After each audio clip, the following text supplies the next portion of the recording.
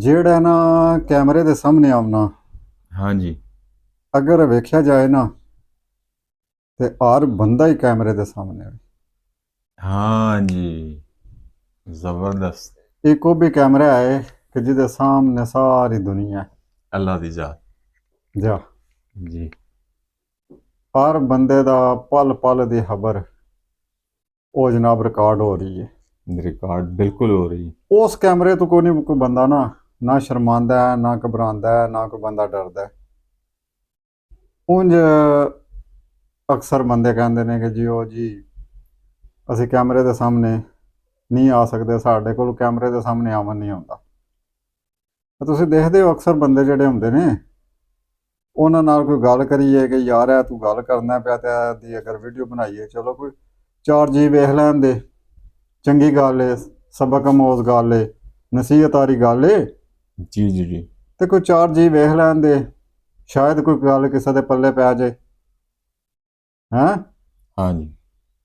ਤੇ ਅੱਗੋਂ ਜਵਾਬ ਕੀ ਮਿਲਦਾ ਕਿ ਉਹ ਸਾਡੇ ਕੋਲੋਂ ਨਾ ਕੈਮਰੇ ਦੇ ਸਾਹਮਣੇ ਨਹੀਂ ਆਵਣ ਹੁੰਦਾ।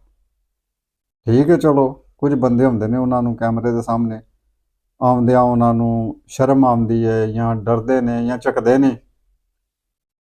ਬਾਕੀ ਅਗਰ ਹਰ ਬੰਦਾ ਇਹ ਸੋਚੇ ਕਿ ਇੱਕ ਕੈਮਰਾ ਐਸਾ ਵੀ ਹੈ ਕਿ ਜਿਹਦੇ ਮੈਂ ਸਾਹਮਣੇ ਹਰ ਵਕਤ जी। ਮੇਰਾ ਪਲ ਪਲ ਦੀ ਜਿਹੜੀ ਹੈ ਨਾ ਉਹ ਰਿਕਾਰਡਿੰਗ ਹੋ ਰਹੀ ਹੈ। ਜੋ ਮੈਂ ਅੱਛਾਈ ਕਰ ਰਿਹਾ ਉਹ ਵੀ ਰਿਕਾਰਡ ਹੋ ਰਹੀ ਹੈ, ਜੋ ਬੁਰਾਈ ਕਰ ਰਿਹਾ ਉਹ ਵੀ ਰਿਕਾਰਡ ਹੋ ਰਹੀ ਹੈ। अल्लाह दी जात है। ਕਿਸੇ ਨਾਲ ਮੈਂ ਧੋਖਾ ਫਰਾਡ ਫਰੇਬ ਕਰ ਰਿਹਾ ਵਾਂ ਉਹ ਵੀ ਰਿਕਾਰਡ ਹੋ ਰਿਹਾ। ਕਿਸੇ ਦਾ ਹੱਕ ਮਾਰ ਰਿਹਾ ਵਾਂ ਉਹ ਵੀ ਰਿਕਾਰਡ ਹੋ ਰਿਹਾ। बिल्कुल।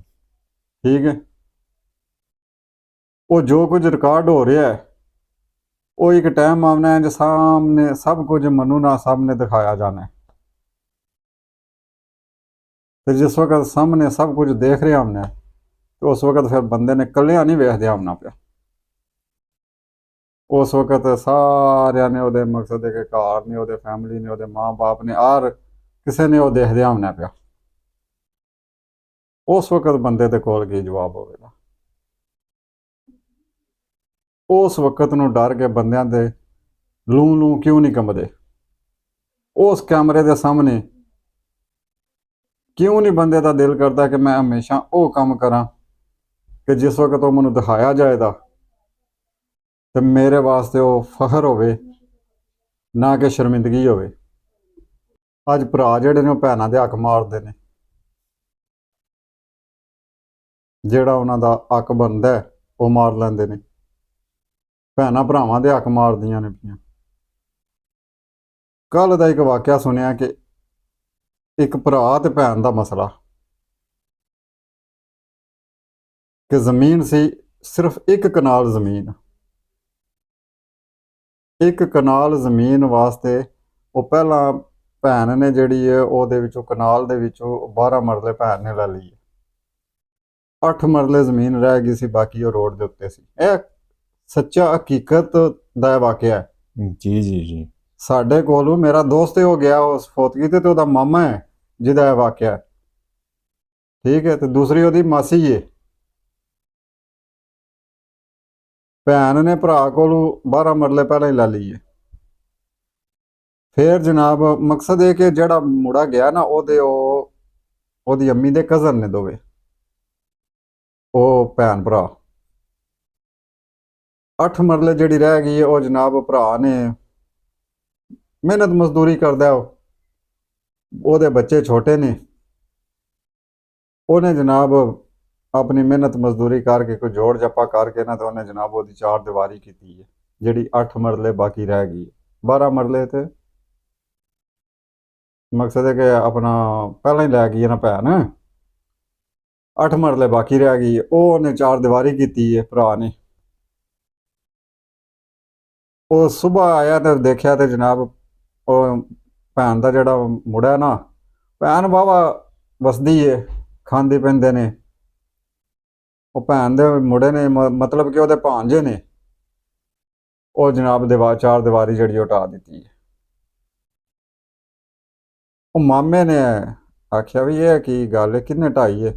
ਉਹ ਜਨਾਬ ਮੁੰਡਾ ਜਿਹੜਾ ਭਾਂਜਾ ਉਹਦਾ, ਉਹ ਮਾਮੇ ਨਾਲ ਔਖਾ ਸੌਖਾ ਹੋਣ ਲੱਗ ਪਿਆ।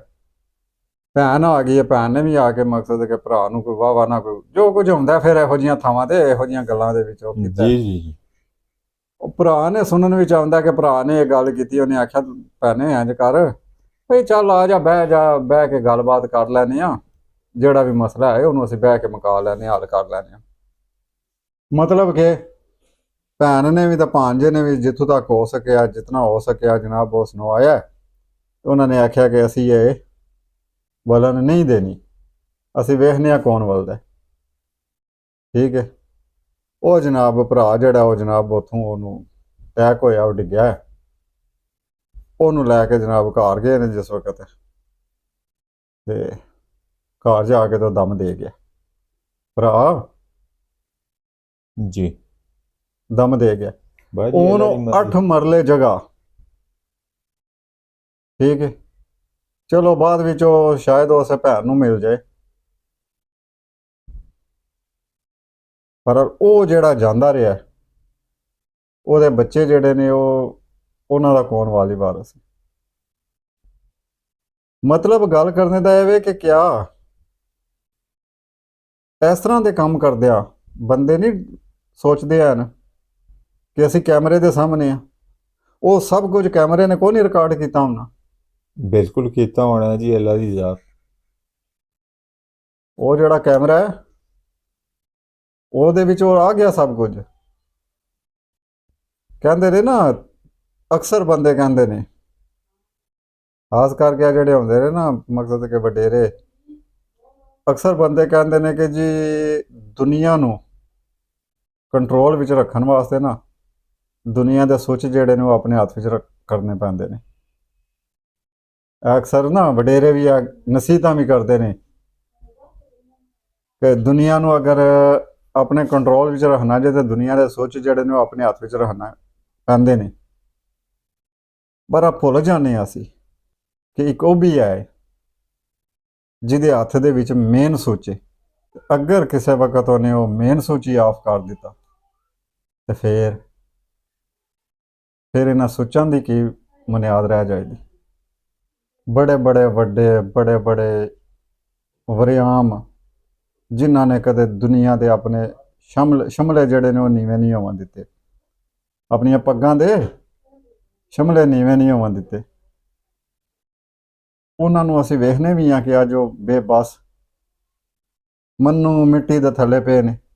ਸਭ ਕੁਝ ਵੇਖਦਿਆਂ ਤੱਕਦਿਆਂ ਫੇਰ ਵੀ ਅਨਾ ਤਕੱਬਰ ਘਮੰਡ ਉਹਨੂੰ ਅਸੀਂ ਛੱਡਦੇ ਵੀ ਨਹੀਂ। ਤੇ ਗੱਲ ਕਰਨੇ ਦਾ ਮਤਲਬ ਇਹ ਹੈ ਕਿ ਜਿਸ ਤਰ੍ਹਾਂ ਦੁਨੀਆ ਦੇ ਕੈਮਰੇ ਦੇ ਸਾਹਮਣੇ ਆਉਣ ਲੱਗਿਆ ਕੁਝ ਬੰਦਿਆਂ ਨੂੰ ਸ਼ਰਮ ਆਉਂਦੀ ਹੈ ਨਾ, ਜਿਹੜਾ ਕੈਮਰਾ ਸਾਰੀ ਦੁਨੀਆ ਨੂੰ ਕੈਚ ਕਰ ਰਿਹਾ ਉਹਦੇ ਸਾਹਮਣੇ ਹਰ ਕਿਸੇ ਨੂੰ ਦੀ ਕੋਸ਼ਿਸ਼ ਹੋਣੀ, ਕਿਉਂਕਿ ਉਹਦੇ ਤੋਂ ਤਾਂ ਕੋਈ ਬਚ ਨਹੀਂ ਨਾ ਸਕਦਾ। ਬਿਲਕੁਲ ਜੀ ਬਿਲਕੁਲ। ਕੋਈ ਚਾਹੇ ਵੀ ਤੇ ਉਹਦੇ ਤੋਂ ਬਚ ਕੋ ਨਹੀਂ ਸਕਦਾ।